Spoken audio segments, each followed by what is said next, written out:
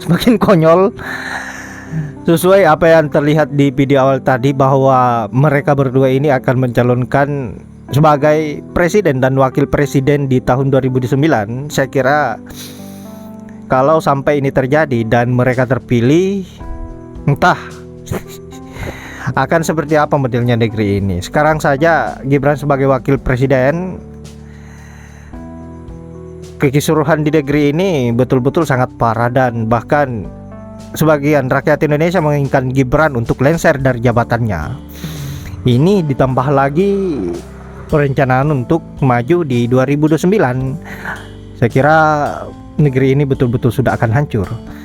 Nah, tapi kalau melihat apa yang menjadi perencanaan Pak Mulyono untuk menjadikan Gibran sebagai orang yang nomor satu di negeri ini di tahun 2009, ada kemungkinan besar akan melakukan sebuah kecurangan-kecurangan bagaimana agar apa yang menjadi misi utamanya untuk menjadikan Gibran sebagai orang nomor satu berjalan mulus. Tapi kita sebagai rakyat Indonesia bagaimana agar bisa berharap dan mencari cara apa yang menjadi kelakuan Mulyono yang mengacak-acak konstitusi dan merusak demokrasi tidak terulang lagi di 2009. Dan itu harapan besar kita sebagai rakyat yang masih waras, tidak seperti mereka ternak-ternak Mulyono yang hanya berpikir soal perut, soal bansos. Nah, sahabat-sahabat, saya kira baiknya kita lanjut dulu ke video selanjutnya, di mana video selanjutnya secara random komentar-komentar netizen, tohokan-tohokan netizen, bahkan rujakan-rujakan pedas netizen untuk Mas Fufu Fafa atau Mas Wapres dan juga Hercules. Untuk itu langsung saja ke videonya. Lagi.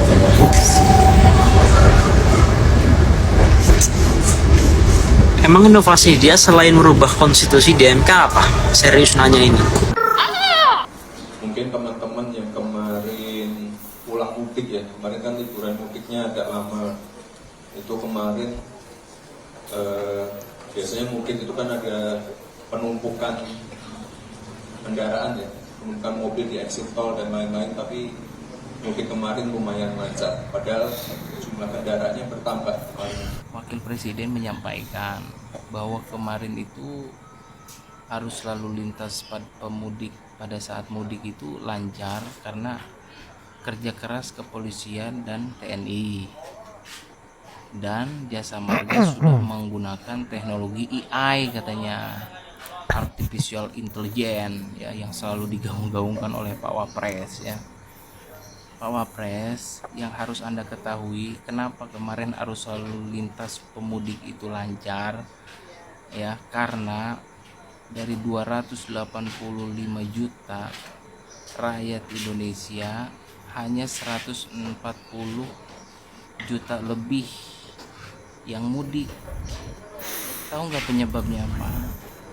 Karena melemahnya ekonomi masyarakat, karena melemahnya daya beli masyarakat, karena banyaknya pengangguran, karena banyaknya PHK ya, perputaran uang di bawah ini melemah, jadi masyarakat menahan diri buat mudik.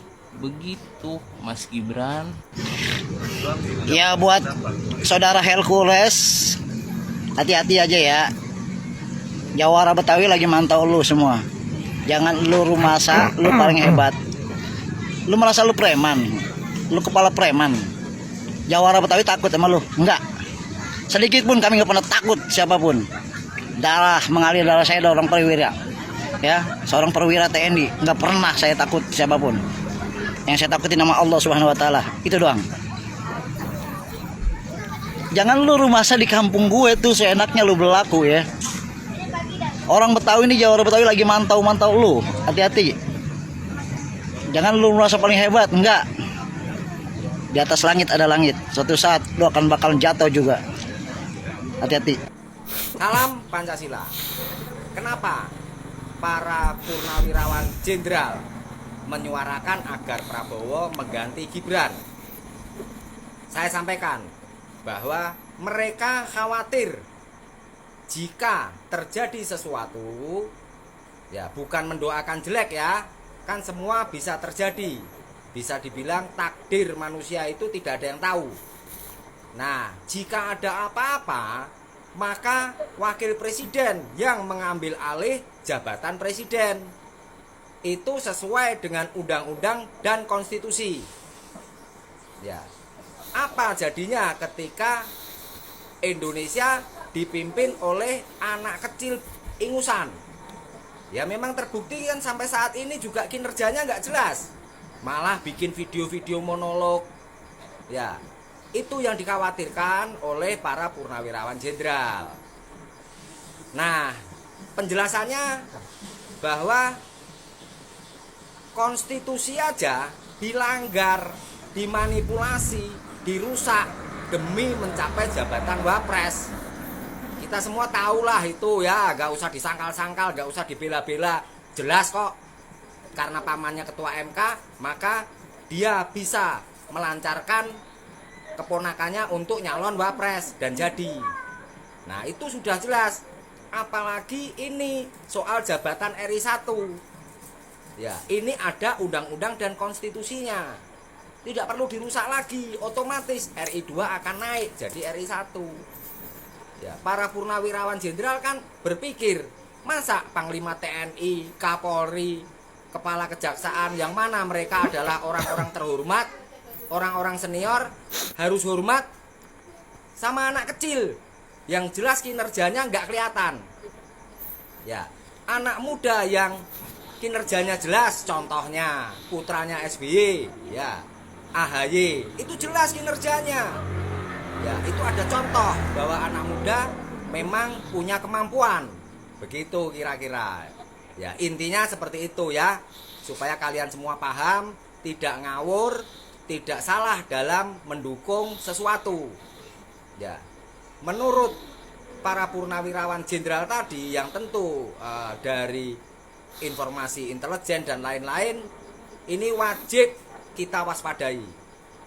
Begitu kira-kira. Paham? IQ peci merah tinggi. Peci merah IQ tinggi sang Pancasila. Selalu terdepan. Merdeka.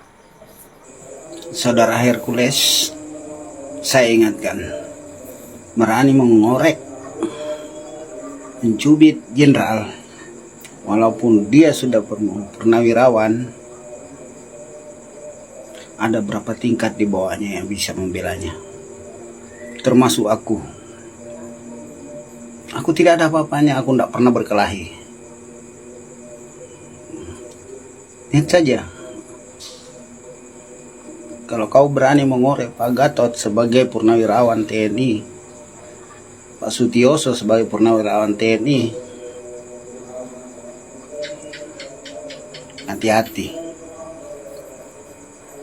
Kembali ke jalan yang benar.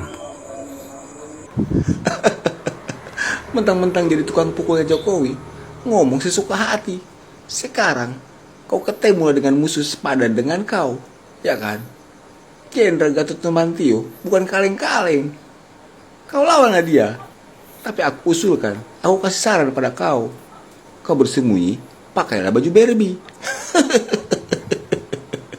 Halo, saya Mat Lampu menantang Hercules untuk makan pempek kapal selam roket adaan otak-otak di Palembang tanggal 27. Saya menantang Hercules. Kalau Hercules berani. Salam dari Mat Lampu. Gue nek wis mam njuk lunga ya. Ora nang kene. Lu lunga ngetan terus ngidul neng jalan gede ora neng kene ya. Ora baleni neng kene. Bar mama yo. Engko tak bungkus wedang putih tak plastiki. Wis ora ganggu.